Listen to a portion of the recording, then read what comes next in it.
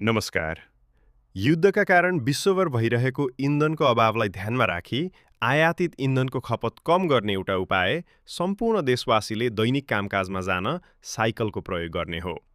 ढुवानी र लामो दूरीको यात्रामा विद्युतीय सवारीलाई प्राथमिकता दिँदै छोटो दूरीको दैनिक यात्रामा साइकलको प्रयोग हुन सके ठूलो मात्रामा इन्धनको खपत कम हुनेसँगै अरू अनगिन्ती फाइदाहरू हुनेछन्, जस्तै ट्राफिक जाम कम हुने, वायु प्रदूषण कम हुने, शारीरिक सक्रियताका कारण स्वस्थ हुने, आदि इत्यादि।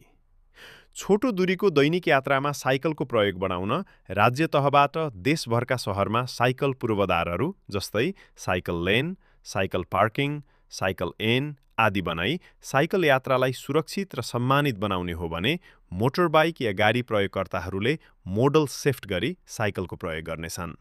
यसले देशको अर्थतन्त्रमा ठूलो सकारात्मक प्रभाव पार्नेछ। राकेश महर्जन, सहरी योजनाकार।